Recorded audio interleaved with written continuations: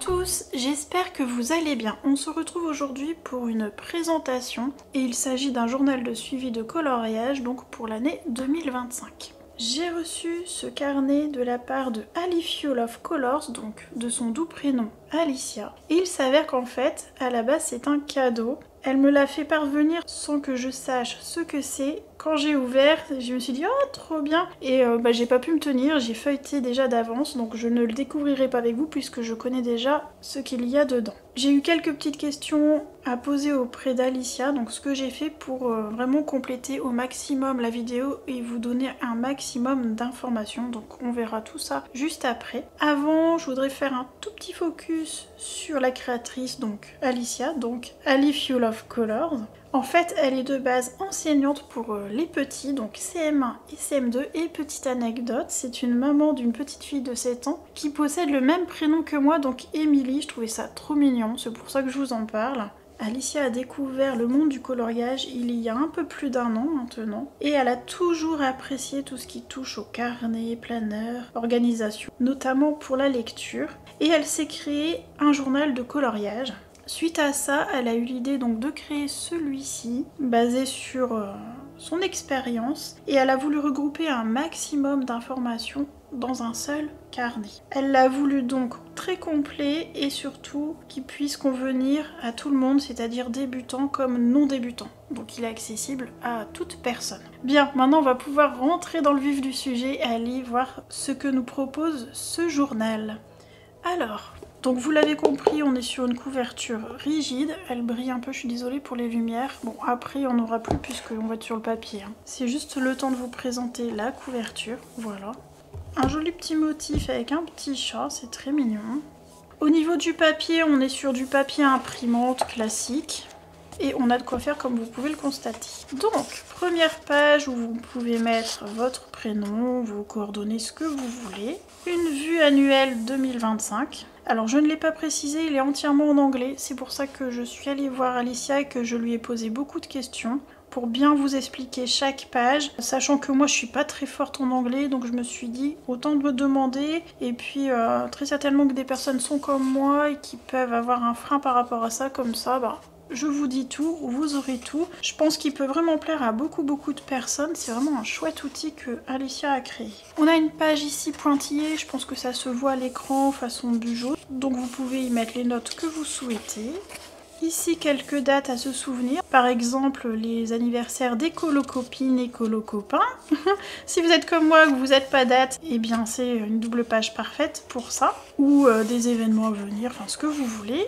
Ensuite, ici, eh bien, c'est les objectifs de l'année. Ici, c'est pour mettre le nombre de pages que l'on souhaite réaliser dans l'année. Donc, c'est un objectif. Et ici, le nombre de livres qu'on souhaite aller durant l'année. Donc, par exemple, cette année, j'aimerais colorier 100 pages. Je dis une bêtise, hein, par exemple. Et ici, j'aimerais bien colorier dans 10 livres différents. C'est des exemples. Hein. Là, c'est les mots importants. Hein. Alors, ici vous avez un petit tracker, mais je pense que ça c'est vraiment très personnel. Vous pouvez par exemple colorier une case par jour de coloriage. Enfin là ça c'est vraiment un tracker, c'est comme vous voyez, c'est une double page créative on va dire avec plein de couleurs. À vous de voir et d'adapter en fonction de ce que vous préférez.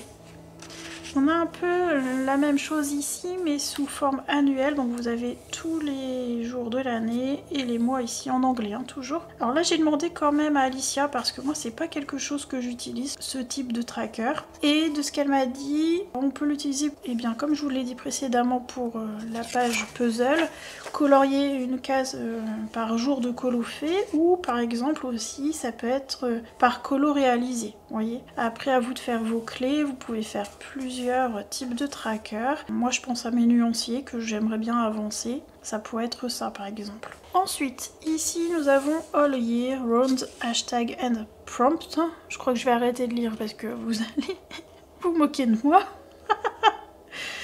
Donc, alors ici, c'est pour y inscrire tous les hashtags que vous utilisez, mais aussi les fils rouges, par exemple. Ici, c'est pour référencer toute votre collection de livres. Donc vous pouvez noter sous forme de bibliothèque, c'est sympa. Ça vous fait une vue d'ensemble. Moi j'aurais tendance plutôt à l'utiliser pour mes livres à entamer. Je vous file l'idée, vous pouvez faire comme ça aussi. Donc on a plusieurs pages pour ça. Ici je trouve ça bien, j'y avais pas pensé, mais pour regrouper tous vos PDF, ça peut vous donner une vue d'ensemble, c'est pas mal, j'aime bien l'idée. Alors ici c'est pour traquer ses livres, donc elle a mis 25 pages. Alors moi j'ai déjà un tracker, donc peut-être qu'on peut aussi l'utiliser autrement. À vous de voir, après on peut transformer. Hein. Mais à la base c'est pour mettre 25 livres sur lesquels on veut être focus dans l'année. Avec une petite note ici et un petit perso tout rigolo. Donc même chose, mais on a plusieurs pages, 25, hein, enfin 25 un peu moins puisque c'est recto verso. Hop hop hop. Ici, pour inscrire vos livres favoris de l'année. C'est pas mal aussi pour savoir un peu comment nos goûts évoluent en fonction d'une année à une autre. Ici, pour notifier vos illustrateurs préférés. Ici, les comptes coloristes que vous suivez. Donc voilà, tout ce qui est réseaux sociaux, on va dire, pour cette page-là. Vos amis, les groupes que vous suivez. Cette double page-là, ça va être pour vos duos, vos trios, les projets en commun, les coloriages en commun. C'est pas mal aussi pour bien suivre. Hein. Même chose, elle a proposé plusieurs pages. Alors, Color Lang, je suis allée lui demander parce que moi j'avais la vision des Color With Me que je fais en tant que vidéo, mais j'ai pas pensé dans l'autre sens. Donc en fait, c'est pour que vous puissiez noter les Color With Me ou Color Lang que vous suivez ou tutoriel et noter toutes les informations nécessaires à votre coloriage que vous suivez en fait. Et c'est vraiment pas mal, c'est une bonne idée d'avoir fait cette double page. Ici, c'est pour mettre vos encours. Moi, c'est une page qui me serait fort utile. Elle a fait même plusieurs pages. Elle propose aussi plusieurs pages pour y notifier les combos couleurs. Elle a vraiment tout réuni. Donc vous avez du perpétuel, on va dire, hein, dans tout ce qui va être justement les combos couleurs, par exemple, les comptes qu'on suit, etc. Et encore les comptes qu'on suit, ça peut encore bouger, hein, mais c'est pour moi du perpétuel quand même. Et vous avez une partie annuelle qui vient juste après. Donc quand je dis perpétuel, ça sera des choses à migrer dans votre année suivante en fait. Après on évolue encore une fois, hein. Peut-être aussi que dans les combos couleurs, il y a des combos que vous n'allez pas utiliser parce que vous n'avez pas aimé une certaine gamme par exemple. Donc ça bouge quand même en vrai. Alors ensuite, wishlist.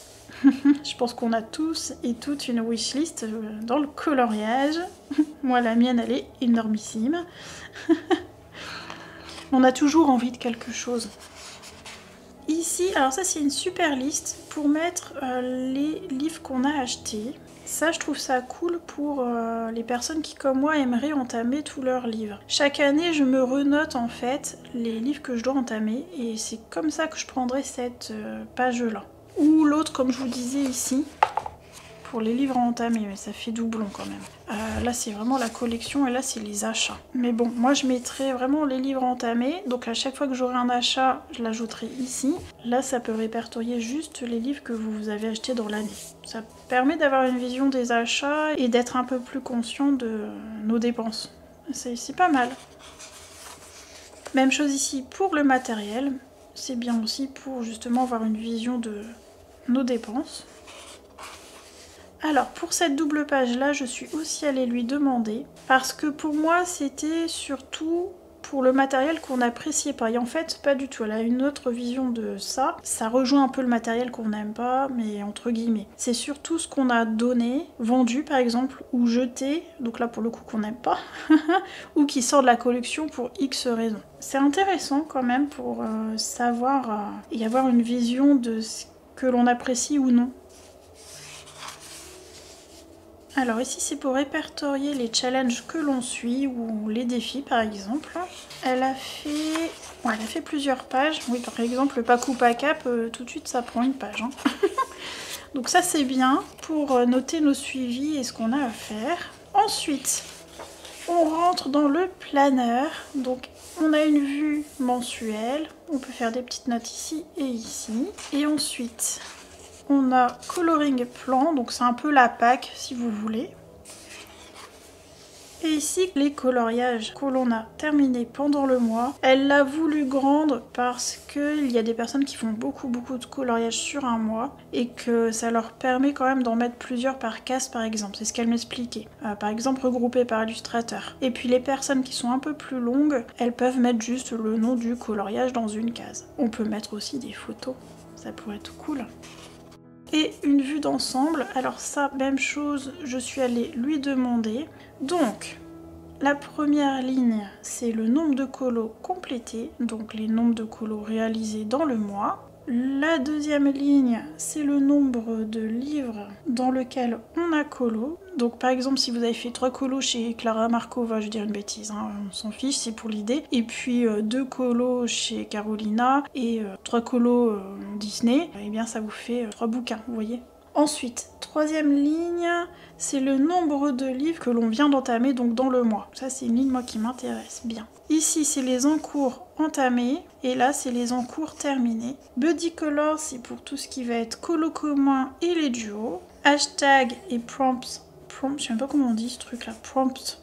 Bon, cette ligne là, c'est le nombre de défis réalisés dans le mois, donc qui regroupe les hashtags aussi. Hein, très souvent, nos défis, ou challenge, on a un hashtag accompagné. C'est ça que ça veut dire pour cette ligne-là. Ici, c'est pour les tutos ou Color With Me que l'on a suivis.